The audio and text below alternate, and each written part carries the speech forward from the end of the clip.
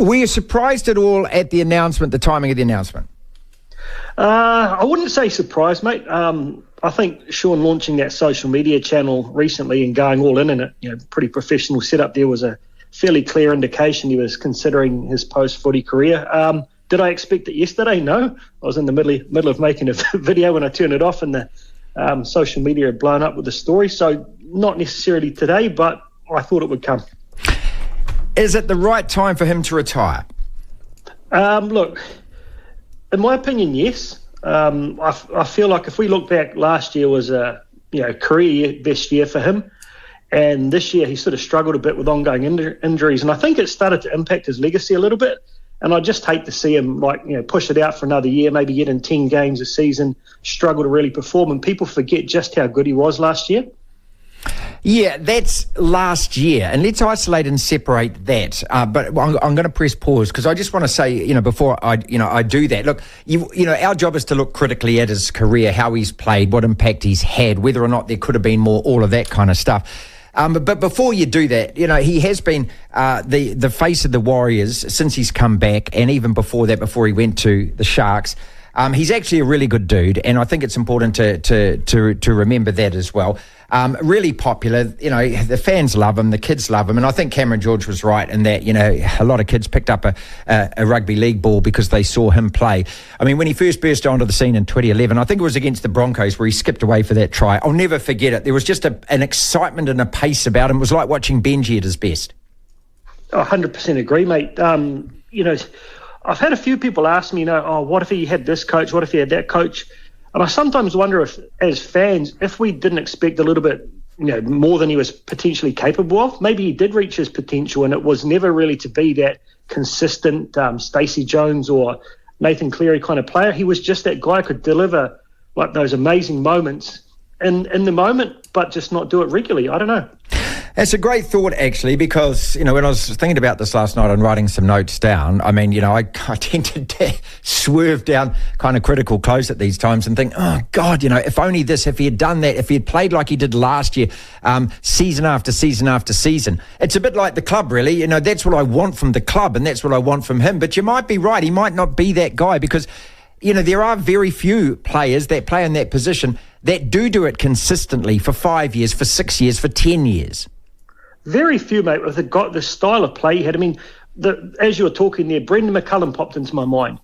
He was never the most consistent batter, but, man, when he was on, he was the best that you've ever seen.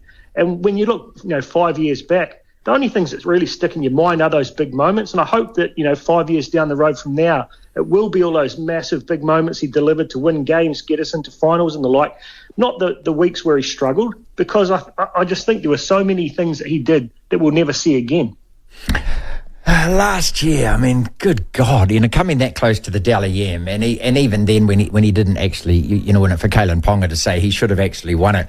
I don't know whether it's a shame or whether it's a regret, but it goes to show, doesn't it, that at his very best, he was one of the best in his position in the NRL. He wasn't always there, but on his day, and if he could do it game after game. I mean, I think that's why the Dally M's flawed, mate, because it basically comes down to the best player in the shittest team. Because if you've got no one else good around you like Kalen Ponga had, you're the guy who gets the points every week. But I think, week on week for the whole season, SJ was clearly the best player in the comp last year. And how many guys can say that just even 1 year in their career? So, like I said, I'm trying to be balanced about that. There are certain things that have frustrated me over the years, but still I'll look back with fond memories, and particularly the image of him last year when he kicked that drop goal against Canberra and his finger went to the sky. That image is burned to my mind forever, no matter what else he did. Yeah, look, my favourite would be, I think it was against the Sharks when we were down about 20 points at half-time. And then afterwards when he said, we went into the dressing room and I said to everyone, well, what say we did come back? I mean, imagine being able to tell that to your kids in 10 years' time. And I just think there was an enthusiasm and an infectiousness about him as well, which is, I think, why people really liked him. I mean, he always played with a big smile on his face, and even when he was kicking goals and getting ribbed from the sideline and all of that. Look, it's important to have players that the fans can like and can relate to. However, the flip side of that is, I don't know if you call it regrets, but if only he had have been able to do that so many more times, what might have been. Oh, mate, of course you've got to look that side of things. But look, I honestly don't. I don't think he was that player. I sat down and thought about it so much last night that he just seems like he plays with a level of emotion. He plays in the moment so much, and you can't be on 27 rounds of the year. Even though Nathan Cleary has the odd rough game, and you kind of compare him to guys like Nathan Cleary or the Cooper Cronks or whatever. They're generational players, and I think for the Kiwis he was, but I honestly feel like he did deliver at his best. Who's going to be number 6 and 7 then next year?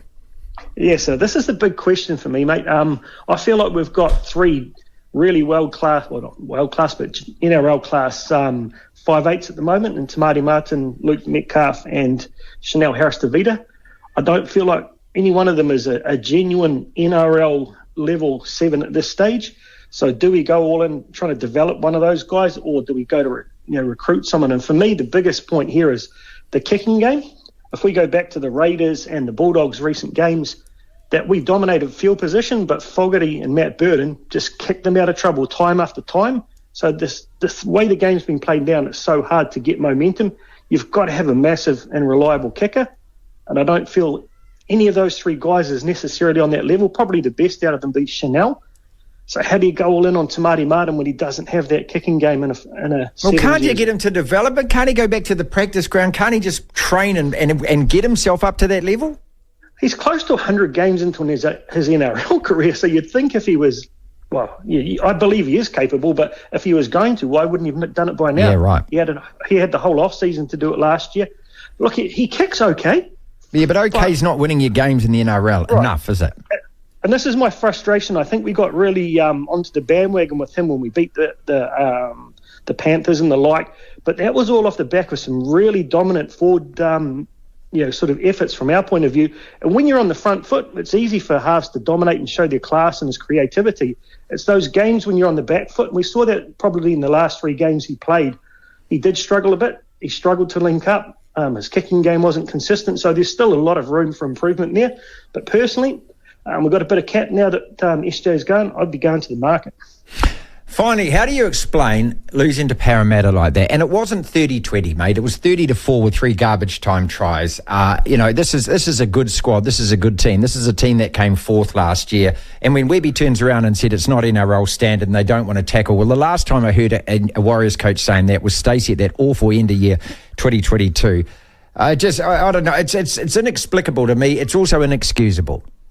So first and foremost, mate, we do have to give it to the Eels because, like many other teams, in New Zealand must have fed them something special on the plane over, and they turned up and played like they hadn't played all season. Yeah, they were very confrontational. You take Alan Fanua-Blake as the example. Last week the Tigers were scared of him. He ran for 215 metres. He just ran through them. This time the Eels just manned up and knocked him on his butt, and he lost motivation quite quickly and only ended up with like 130 odd metres. But the other key thing, I felt live, it looked like we weren't really interested, but I went out, forced myself to watch it again. You could see that Mitch Barnett and Capewell, they really worked their ass off, but they were absolutely shattered. Capewell playing 70 minutes in State of Origin and then playing 80 minutes 3 days later, it builds up. So those 2 guys are just that little slight level off the pace. Ali Lauatoa sort of struggled a little bit to keep up the fitness, and those little micro sort of misses, they add up at that level. So I feel like we're probably only 10%, 15% off and power on. And that's all it took. And once you start losing, it's pretty hard to get momentum back in the NRL. Devlin. Oh, how does he do